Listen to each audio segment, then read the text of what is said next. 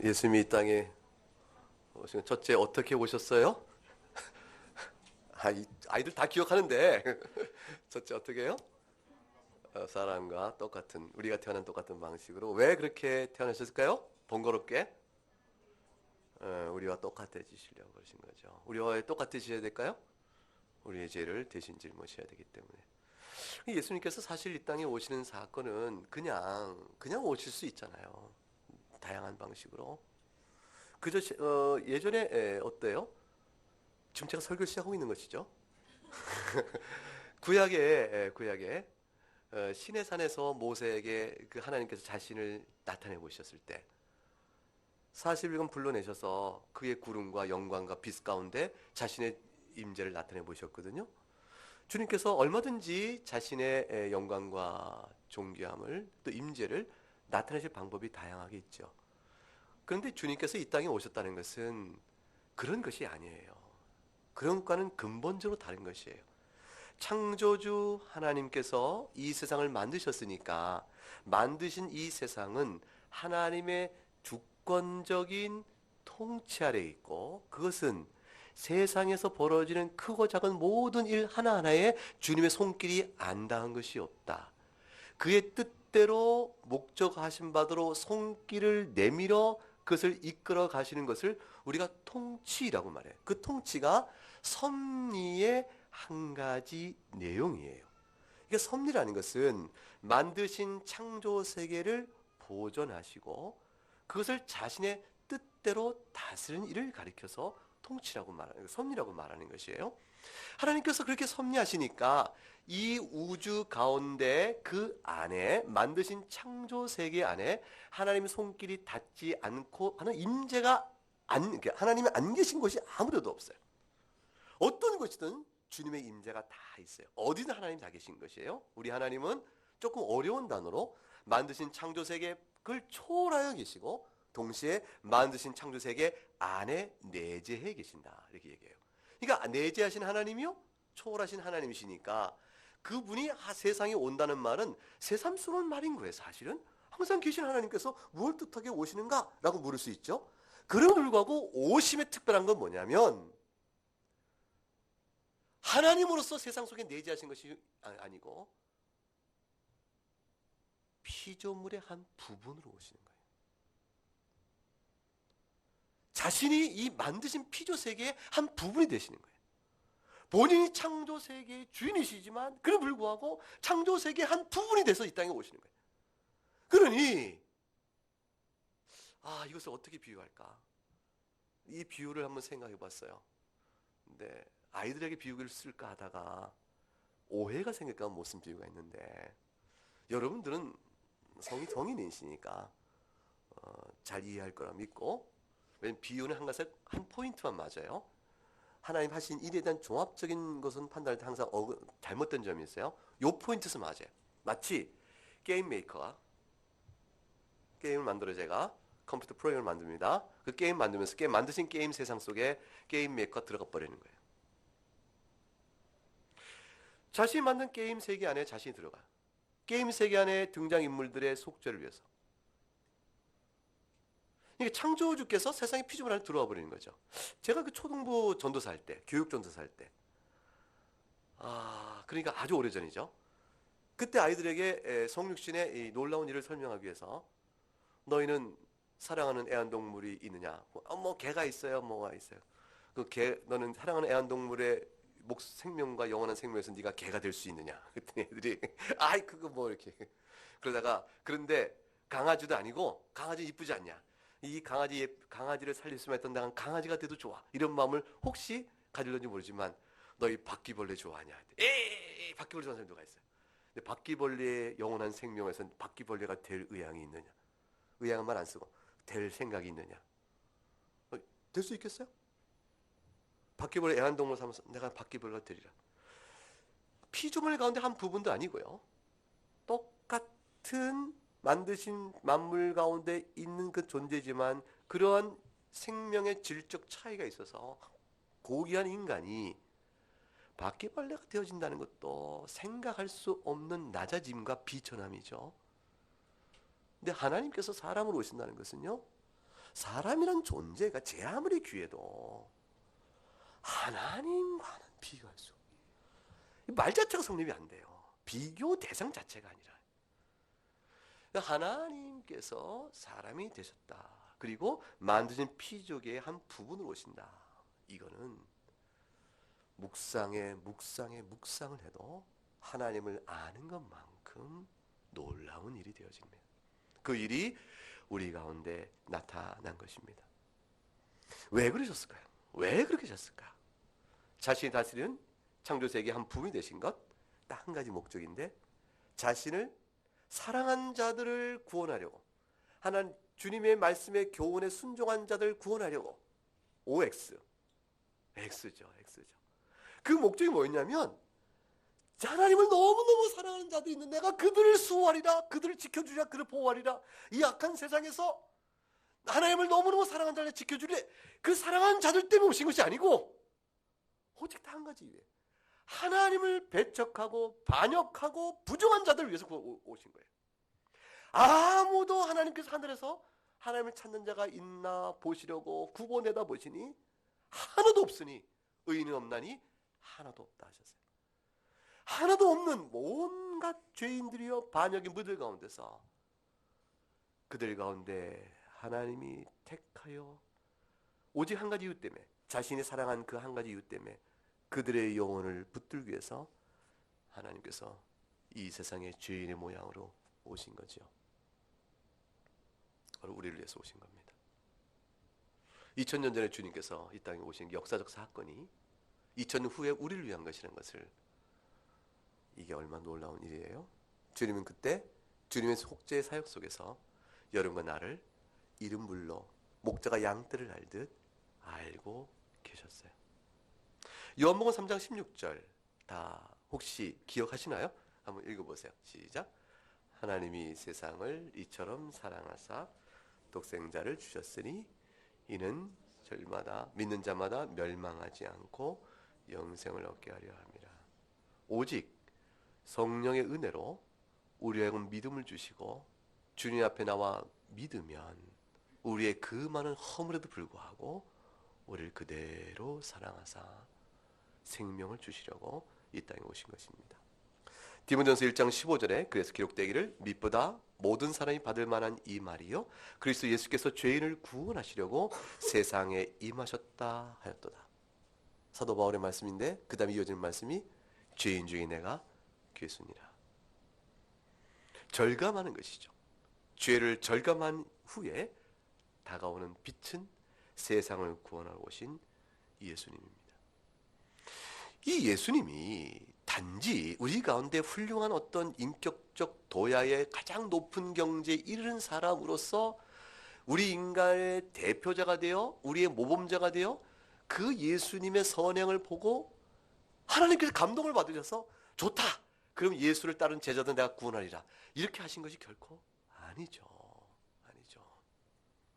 예수님은 단순한 사람으로부터 우리의 구주가 되신 분이 아니에요. 사람으로부터 우리의 구주될 자는 아무도 없습니다. 인간은 본성상 부패해 있기 때문에 밑으로부터의 그리스도라는 것은 있을 수가 없는 것이에요. 오직 위로부터 구원이 내려오는데 그 위로부터 내려오는 구원은 하나님께서 세상으로 오셔야 하는 일이죠. 그러니까 하나님이 이 세상에 오신 것을 기억하는 것이 성탄절이에요. 그럼 하나님이 이 땅에 오신다는 것은 창조주가 세상에 만드신 피조계의 한 부분으로 오신다는 사실은 분명한 이유가 있으니 이것은 단순히 덕담의 차원에서 다른 종교의 어떤 사람들이 기독교의 오늘 성이 난 날 이런 식으로 축하할 정도의 일이 아닌 것이 되어져요.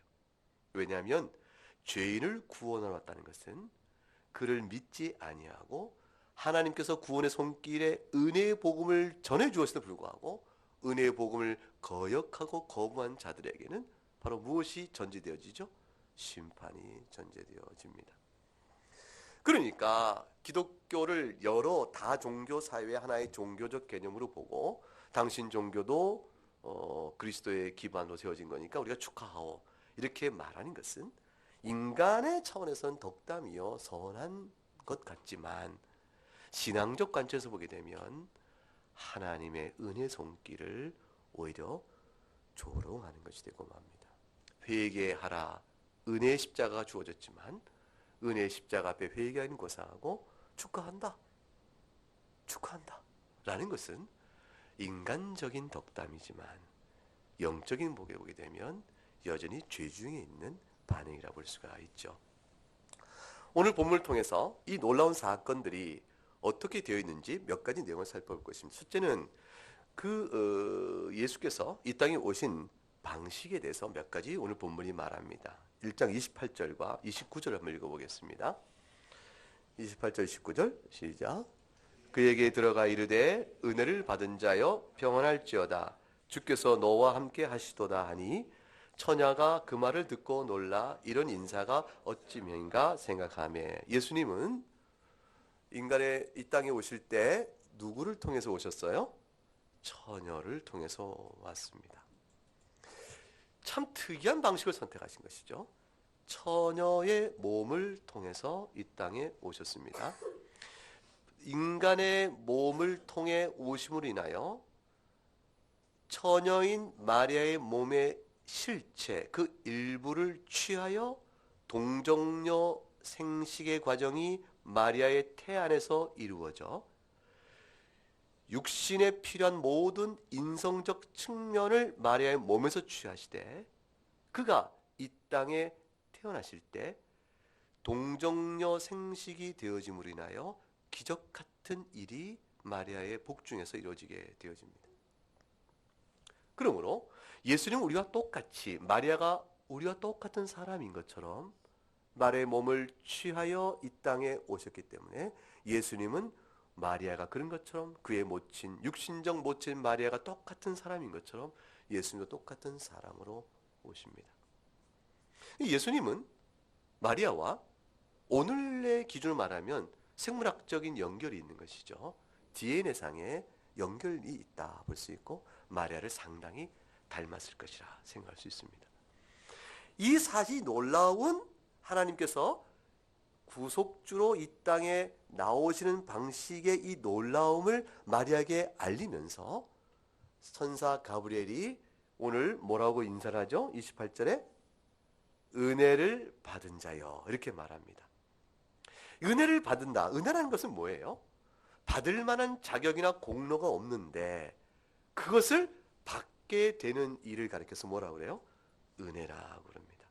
그러니까 마리아 입장에서는 받을 만한 공로나 자격도 없는데 너무나 큰 하나님의 선물이요 복을 받았다라는 뜻이 되어지는 것이에요. 그런데 생각해 보세요. 그 내용이 뭐예요? 은혜를 받은 자요 라고 했는데 그 내용이 뭐냐면 처녀가 아들을 낳을 것이라. 도대체 처녀가 아들을 낳는 일이 이게 왜 하나님의 은혜를 자격이나 공로가 없는데 받는 일로 기쁨으로 받아야 될 것인가? 여기에 이해가 되는 부분이 있겠어요? 없겠어요. 굉장히 충격적인 일이죠. 사실은 아니 처녀가 아이를 낳게 된 일이 어째요? 은혜를 입은 것이 되겠으며 그 다음에 그 일이 또한 어떻게 가능하겠으며 이 두 가지가 마리아에게 다가오는 큰 즉각적인 궁금증이요 저항적인 질문이 될 수가 있죠. 이래서 천사 가브리엘이 그 이후에 계속 말해줍니다. 너에게 어떻게 그 일이 있게 될 것인가? 자, 30절 31절을 읽어보겠습니다. 천사가 이르되 마리아여 무서워하지 말라. 네가 하나님께 은혜를 입었느니라. 보라 네가 잉태하여 아들을 낳으리니 그 이름을 예수라 하라. 지금 아들을 낳을 것이라고 이미 잉태된 자에 대한 성별을 지시해주고 여전히 그것을 하나님께 은혜를 입은 것이라 이렇게 얘기해 줍니다. 어떻게 그 일이 있겠습니까? 그것이 어떻게 왜 복이 되겠습니까? 이 두 가지의 답을 가브리엘이 이어서 해줍니다. 첫째, 어떻게 이 일이 있게 될 것인가? 그것은 그리스도께서 이 땅에 오시는 방식과 관련하여 초자연적 출생이다. 마리아여, 자연적으로는 처녀가 어떻게 아이를 낳겠는고 너에게 하나를 입은 자여 아들을 낳으리란 이 수태고지는 그 일이 가능케 하신 하나님의 능력으로 되어진 일이니 네가 그 하나님의 역사에 대하여 의문할 필요가 없고 일이 되어질 것인가에 대하여 네가 의문할 필요가 없다. 따라서 자연적 방식을 따라서는 불가능한 잉태요 출산의 고지를 34절에 마리아가 묻는 바에 대한 질문과 35절 답이 이렇게 주고받게 되어집니다. 34절을 읽어보겠습니다. 마리아가 천사에게 말하되 나는 남자를 알지 못하니 어찌 일이 있으리이까. 천사가 대답하여 이르되 성령이 내게 임하시고 지극히 높으신 이의 능력이 너를 덮으시리니 이러함은 나실 바 거룩한 이는 하나님의 아들이라 일컬어지리라. 성경을 잘 이해하는 방법은 실제 등장인물이 어떤 감정으로 말했을까를 생각하며 적어 읽는 거예요. 진짜 그렇게 읽어요, 성경은. 그렇게 읽으면 의미가 많이 확 다가옵니다. 자, 마리아처럼 읽어보세요. 34절. 자, 마리아가 천사에게 말하되, 그건 제가 내레이션 합니다. 나머지 여러분이 마리아입니다. 마리아가 천사에게 말하되, 여기는 마리아가 하나도 없군요. 그렇게 태연하게, 그렇게 어떻게 줄줄 읽을 수가 있어요? 못하겠어요, 저도. 35절 천사가 대답해 말합니다. 마리아가 남자를 알지 못한 이것은 강력한 반론이라기보다는 자연적 이치에 어긋난 일이 어떻게 있을 수 있겠는가? 라는 질문이에요. 왜냐하면 이미 마리아는 지금 대화 상태가 누구라고 얘기하고 있죠? 지금 목사하고 얘기하는 건 랍비하고 얘기하는 것이 아니에요. 누가 얘기하고 있죠? 천사예요. 천사가 나타났을 때의 영광과 위엄은 마리아에게 큰 하나님 앞에 섰다는 사실을 마리아가 인지하고 있죠. 그 상황 속에서 그 일이 되지니 처녀이었사온데 어떻게 그런 일이 되겠사옵나이까? 라고 묻게 된 것이고 천사의 대답은 성령의 능력으로 대답을 주게 되어졌습니다. 그리고 성령의 능력으로 되어질 것이라 말한 다음에 구체적으로 36, 37절에 천사 가브리엘은 이어서 이렇게 말합니다. 읽어볼까요? 보라, 내 친족 엘리사벳도 늙어서 아들을 배웠느니라. 본래 임신하지 못한다고 알려진 이가 이미 6달이 되었나니 대저 하나님의 모든 말씀은 능하지 못하심이 없느니라. 지금 이어서 가브리엘이 뭘 제시했죠? 하나님의 능력을 신학적으로 하나님의 능력을 설명하고 두 번째 뭐죠? 사례를 제시한 거예요. 거의 논문 수준이에요. 신학적인 설명, 그 다음에 사례를 제시해요. 그 사례가 엘리사벳을 봤지. 벌써 6개월이나 됐잖아. 그러므로 인해서 마리아의 믿음을, 판단을 견고하게 도와주는 하나님의 자비로운 손길이 이 문답 속에 있죠. 하나님께서는 우리에게 신앙을 요구하실 때 믿을 만한 합리적 이유를 제시해주세요. 예수님께서 사람이요 동시에 하나님이시라는 사실을 못 믿겠습니다 라고 말하지만 실제로 오늘 마리아와의 대화 속에 되어진 내용을 통해서 동정녀 탄생이 이렇게 되어진 것이구나, 하나님의 능력의 손길이겠구나, 하나님을 믿지 않을 수가 없는 합리적 제시를 해준단 말이죠. 그러니까 불합리성이라는 것은, 이성을 초월한다는 것은, 초자연적인 것은, 초자연적이기 때문에 있을 수 없다는 것은 하나님을 배제하면 초자연성도 같이 배제가 되어져요. 하나님을 인정하면 초자연성이 같이 개방되고 열려지는 것이에요. 따라서 하나님을 믿을 수 있는 일이죠. 하나님을 믿음에 어찌 주께서 부활하심을 못 믿겠어요? 하나님을 믿음에 우리가 약속되어진 부활이 우리에게 있을 것이라는 사실을 어찌 못 믿겠어요? 하나님을 믿지 아니하며 성경이 주의 말씀인 것을 믿지 않게 되는 것이죠. 이제 마리아가 38절에 고백을 합니다. 믿음 고백해 보십시다. 마리아가 이르되 주의 여정이오니 말씀대로 내게 이루어지다 하며 천사가 떠나가니라. 얼마나 복된 고백이에요. 여러분들 이 고백을 받고 그러실 만한 믿음이 있기를 정말로 바랍니다. 자, 무슨 일이죠? 하나님 뜻이면 어떤 일이든지 주의 뜻대로 내게 임하는 것이 마땅하며 내가 그것이 되어질 또한 바라나이다. 자원하여 받습니다. 자, 마리아는 지금 인간적 뒷일에 대한 걱정을 하지 않는 것이에요. 분명히 신학적 논증과 사례를 통해서 하나님의 뜻을 듣고 확인한 순간 살든지 죽든지 주의 은혜가 내게 미쳤다 믿는 것이죠. 그리고 은혜라는 것은 내가 구하고 내 생각이 좋은 것을 얻는 것이 은혜인 것은 아닌 거예요. 은혜라는 것은 하나님의 뜻이 내게 미쳐져 그것이 결과되어지는 과정과 그 다음에 결국 그 모든 것들이 다 하나님께서 인정하는 일이면 그게 은혜가 되어져.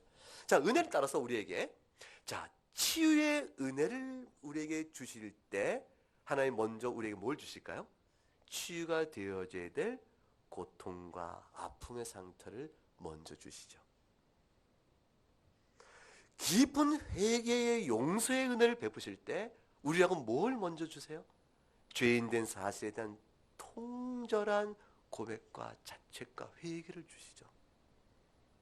죄인 아닌 자 중에서 구원받을 자가 없고 병들지 않은 자 중에서 치유받지 않을 자가 없듯이 내가 의인을 부르러 온 것이 아니라 죄인을 부르러 온 것이요, 내가 다 건강한 사람을 찾아온 것이 아니라 내가 병자를 찾아왔다는 주님의 말씀 그대로 우리에게 주시는 은혜는 다 그런 것이라. 그런 가운데 연약하며 사방에 의지할 바가 주님밖에 없다는 사실을 깨닫는 공고한 상태 속에서 오직 주님만을 의지하는 믿음의 기둥이 서가는 것이죠. 마리아는 지금 처녀임에도 불구하고 아이를 낳아야 되는 이런 엄청난 충격이 앞에 다가오는 것이지만 그 말씀을 주의 뜻인지 확인하고 받음으로 인해서 하나님의 은혜를 경험하게 되어집니다. 그 은혜의 내용은 매우 특별한 것이에요.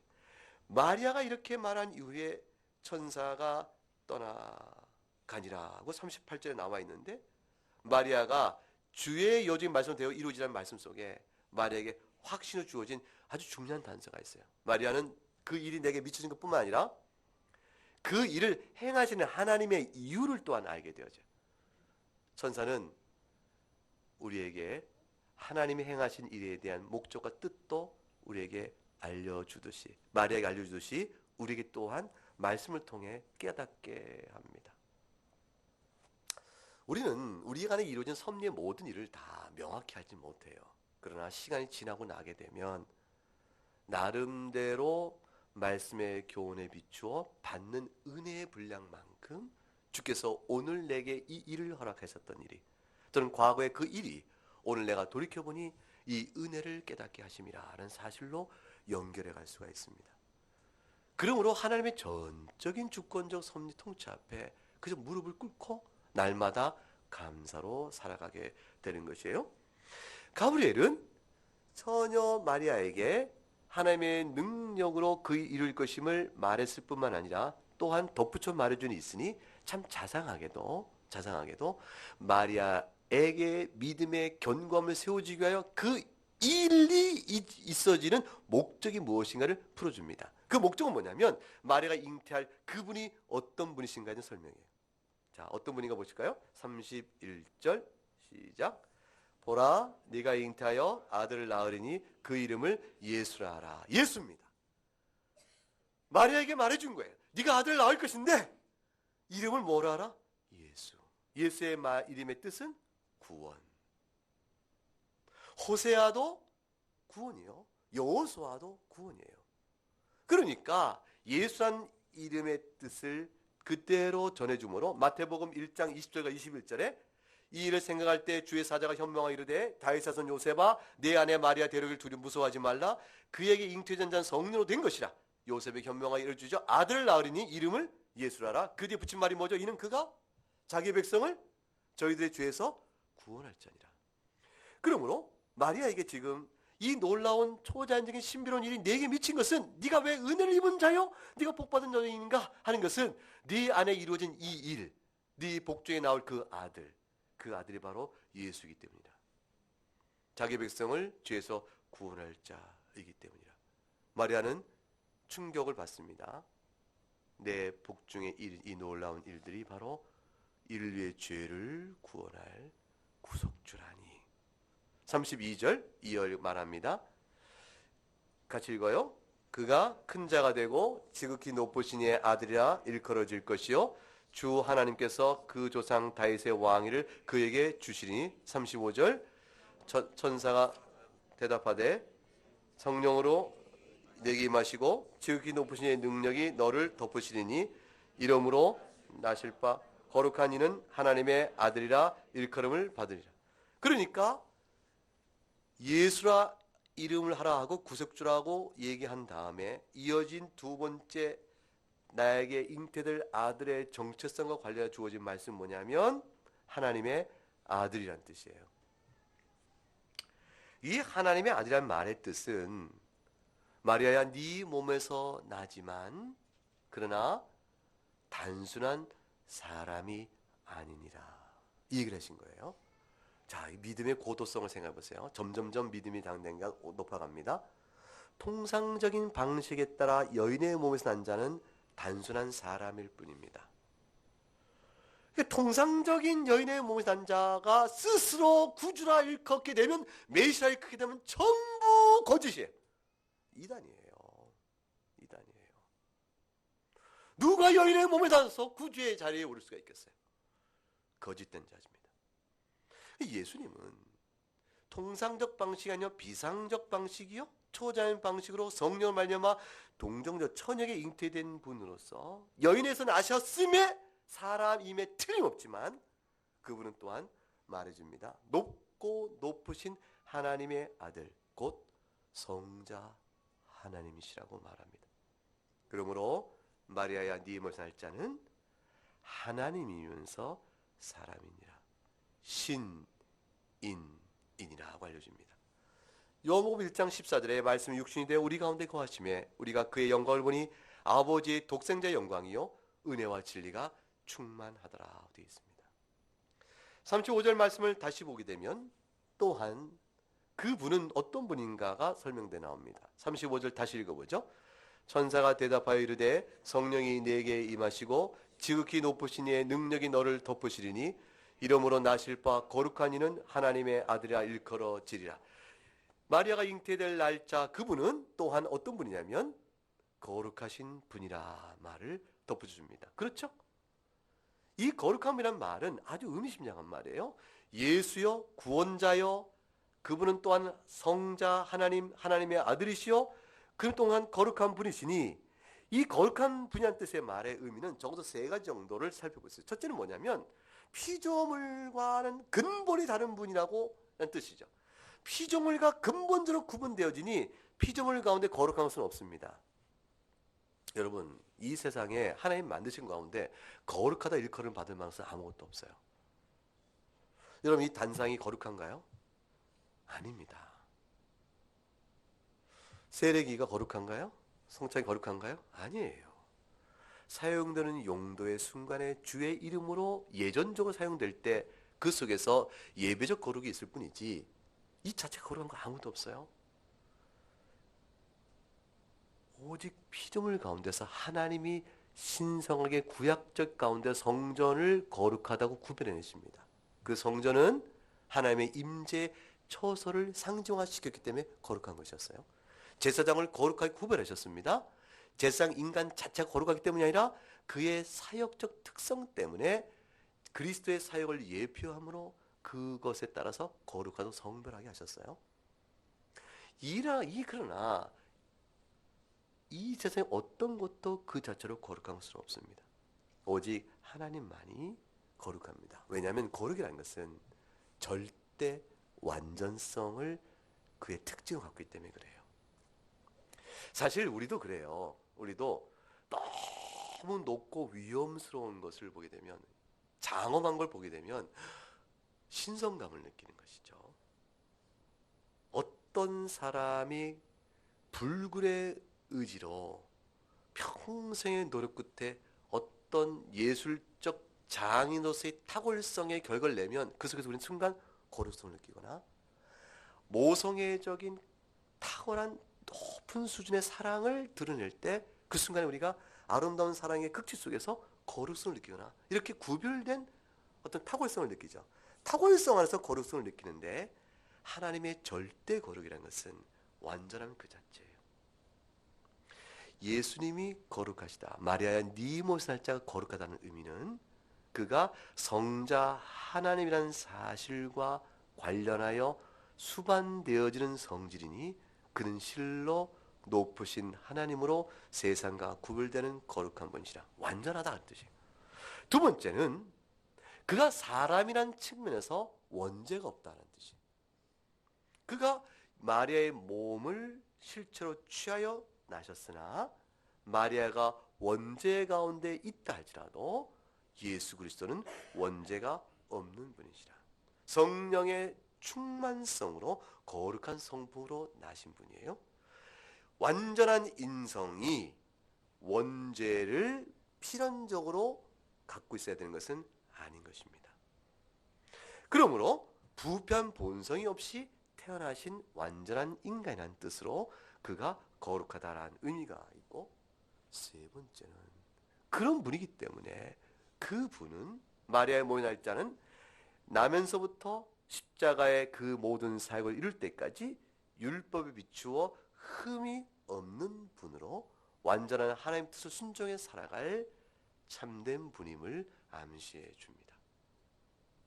그러므로 마리아의 몸에서 날 그분은 우리 죄를 대속하게 합당한 구속주이시고 하나님의 아들이시고 거룩하신 분이시기 때문에 희생 제물이 되어 우리 죄를 대속할 어린 양이 되실 분이시라라는 의미를 그 속에서 품어주고 있게 되어집니다.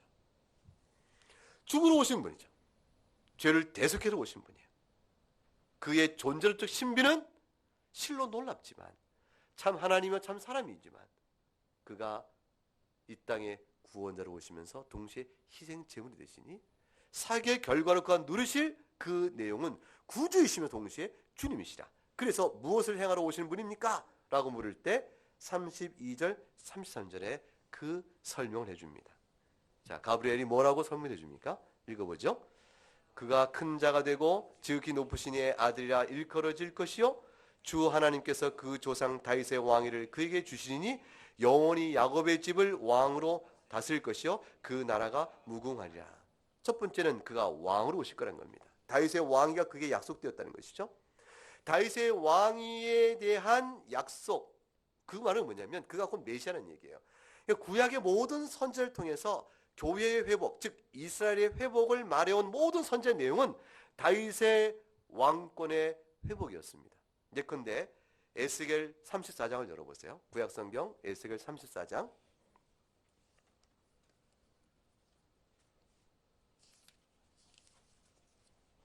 22절과 24절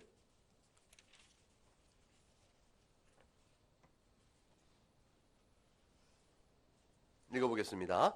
그러므로 내가 내 양떼를 구원하여 그들로 다시는 노략거리가 되지 아니하게 하고 양과 양 사이에 심판하리라. 내가 한 목자를 그들 위에 세워 먹이게 하리니 그는 내 종 다윗이라. 그가 그들을 먹이고 그들의 목자가 될지라. 나 여호와는 그들의 하나님이 되고 내 종 다윗은 그들 중에 왕이 되리라. 나 여호와의 말이니라. 지금 여기서 본 것처럼 양과 양 사이에 심판할 때 내가 한 목자를 그들 위에 세워 먹이게 하리라. 이 목자가 누굴까요? 33절에 다윗이라고 그랬어요. 이 다윗은 예표입니다. 이 다윗을 예표되는 완전한 실체는 누구죠? 예수 그리스도예요. 그 예수 그리스도가 다윗의 후손이라고 일컬어지는 것이죠. 그래서 24절에 나 여호와는 그들의 하나님 되고 내 종 다윗은 그들 중에 뭐가 된다? 왕이 된다. 그러므로 마리아에게 지금 가브리엘이 지극히 높으신 아들이라 일컬을 것이요 그 조상 다윗의 왕위를 그에게 주리라는 것은 바로 에스겔 선지에 약속된 바로 그 다윗의 종, 그가 바로 이분이시라. 오실 모든 메시아의 약속이 그를 통하여 성취가 되니라. 마리아에게 지금 어마어마한 얘기를 해주고 있는 것이죠. 아모스 9장 11절에 그날에 내가 다윗의 무너진 장막을 일으키고 그것들의 틈을 막으며 그 허물어진 것을 일으켜 옛적까지 세우리라. 무너진 다윗의 장막을 일으키겠다. 이것을 사도행전 15장 가서는 이방인까지 불러 모으시는 하나님의 신약적 교회를 세우시는 예수 그리스도의 역사적 사건을 가리켜서 사도행전 15장에서 다윗의 장막을 일으켜 세우는 아모스 선지서의 예언의 성취로 적용해 나갑니다. 마리아에게 알려주는 거예요. 네가 낳을 그 이는 바로 구약에 예언됐던 바로 그 다윗의 왕권을 가질 뿐이다. 그 다음에 35절에 35절에 야곱의 집에 나실 자라 이렇게 되어 있어요. 33절에 보게 되면 영원히 야곱의 집을 왕으로 다스릴 것이라 되어 있어요. 야곱의 집이란 뭘까요? 야곱은 누굴 가리켜요? 누구의 아들이에요? 야곱이? 이삭의 아들이고, 따로 야곱은 이삭은 누구의 아들? 아브라함의 아들. 그래서 이스라엘의 12지파의 족장사 3명을 대표로 뽑을 때 아브라함이요, 이삭이요, 야곱의 하나님 이렇게 일컫죠. 야곱의 집이라는 것은 야곱을 통해 12아들이 나와 12지파를 형성하니 야곱의 집이라 일컬었고, 야곱의 집은 곧 아브라함의 언약 아래에 있는 그의 백성을 의미합니다. 아브라함이라는 우산 아래 들어와 있는 12화살로 되어 있는 우산의 그 틀이, 우산 틀 꼭대기는 아브라함 언약이에요. 그리고 이삭을 손잡이로 삼고 야곱의 12아들이 쭉 이스라엘을 구성하게 됩니다. 즉 교회를 뜻하는 것이죠. 야곱의 집을 왕으로 다스릴 것이라 했으니 교회의 머리 대신 주님이 바로 마리아의 몸의 날짜라고 말씀하신 것입니다. 여기 우리도 포함될까요? 당연히 포함되어지죠. 갈라디아서 3장 6절과 7절에 아브라함이 하나님을 믿음에 그것을 그에게 의로 정하셨다 함과 같으니라. 그런즉 믿음으로 말미암은 자들은 아브라함의 자손인 줄 알죠다 그랬습니다. 그리고 그 나라가 33절에 잠시 있는다고 그랬어요? 무궁하다고 그랬어요? 무궁한 나라예요. 영원한 하나님 나라입니다. 다윗의 지상 왕국은 350년밖에 못 갑니다. 다윗의 후손으로 오신 예수 그리스도의 왕국은 영원합니다. 다윗은 그림자였고 예수님은 실체였기 때문에 그렇습니다. 우리가 속한 그리스도의 왕국은 영원합니다. 그래서 계시록 11장 15절에 일곱째 천사가 나팔을 불매 하늘에서 큰 음성이 나서 이르되 세상 나라가 우리 주와 그의 그리스도의 나라가 되어 그가 세세토록 왕노릇하리로다. 세세토록 왕노릇하리로다. 이 견고하고 결코 음부의 권세가 무너뜨리지 못하는 교회의 권세는 영원토록 그리스도 안에서 진행되어 나갈 것입니다. 여러분 이 사실을 믿으세요. 이 엄청난 사실을. 그런데 누가 이걸 믿겠어요? 이 믿을 만합니까? 그냥 신화 같아요. 믿지 못하는 이유 중에 하나는 그 사실의 엄청난 이 대서사시 같은 복음의 내용이 허무맹랑하게 들리게 되는 이유가 있어요. 그 시작이 뭐냐면 세상에 그런 일을 이룰 만한 영원한 나라를 이룰 만한 다윗의 왕권에 참된 실체면 그가 하나님의 아들 즉 성자 하나님이라며 그가 우리를 죄에서 구원할 자라고 그리고 어마어마한 사역을 감당할 존재가 또 하나님으로서의 신비한 존재라면 그러면 시작부터 탁월해야지. 시작부터 강력해야지. 아니 그가 누가 보면 1장 26, 27절 오늘 본문 읽어보세요. 26, 27절 시작. 여섯째 달에 천사 가브리엘이 하나님의 보내심을 받아 갈릴리 나사렛이라는 동네에 가서 다윗의 자손 요셉이라는 사람과 약혼한 처녀에게 이르니 그 처녀 이름은 마리아라. 시작이 이렇게 된다고? 무슨 소리예요?